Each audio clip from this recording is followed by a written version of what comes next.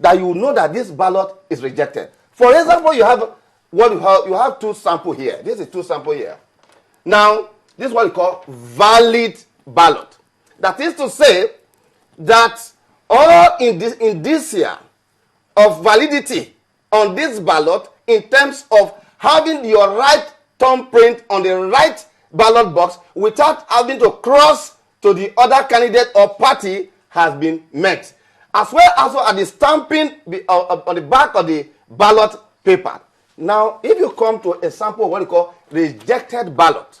Now, in the rejected ballot, as you can see here, you could see that the voter had voted either on two boxes in terms of the print. We have cases like that. Now, fundamentally, one good example I will show to you, in Kenya, you have an option of whether use your thumbprint or you pick a biro and you do what you call the marking. Is INEC working on something like electronic voting to reduce this kind of scenario? No, in our own case, invalid votes? Let me correct this impression. Kenya did not conduct what you call electronic voting.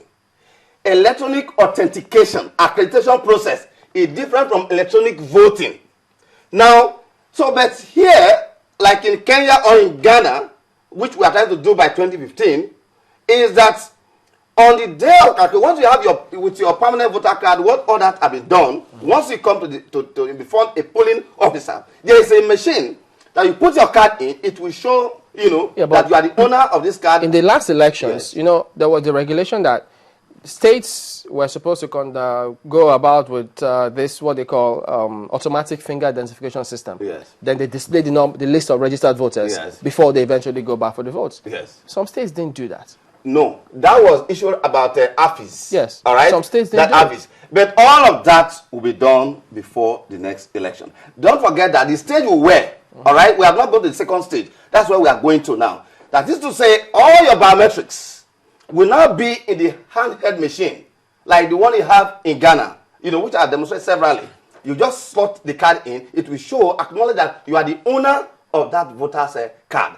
But the point here is this: if you look at this marking here, Nigerians believe that in a box, a voter believes that once you, for example, some of the candidates, either because they don't like them, they will cross it this way, believing that they have crossed the person, and then they say, okay, this particular card, I love you with my heart.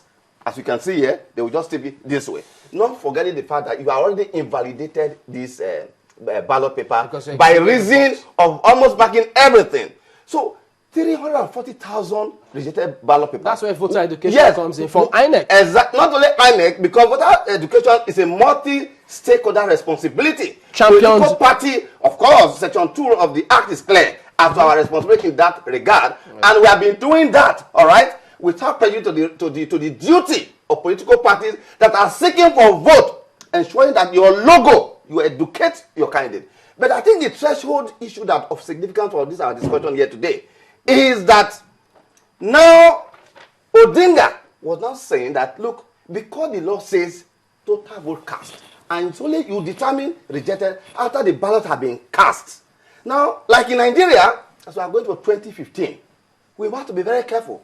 We need to have a hard look and simple. All we need to say under section 179 or section 130 is that a winner shall be declared by a person who has scored the highest valid vote cast. The word valid is not in the Constitution. If you look at section 138 of the Electoral Act, that talks about the ground for going to petition, or section 140 on grounds for nullification election, it says majority valid vote. Constitution is saying total vote cast, higher vote cast. Don't we assume that here, that it has to be valid vote cast? You see, that assumption is dangerous. And that is why people go to tribunal.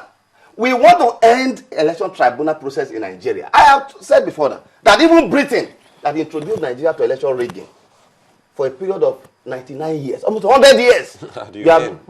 The first election in Nigeria was rigged by Britain. And what records are there? And so, for 99 years, we have not had that issue in Britain. In US, don't even talk, US is getting too sophisticated for us now. If we go to our Kenya here, Ghana, I will just have our Kenya here, where this matter will resolve. But I think that Section Don't you think that's where the 179 judiciary comes in? is very Mr. Igini, important. Yes. That's the hand of the judiciary, isn't it?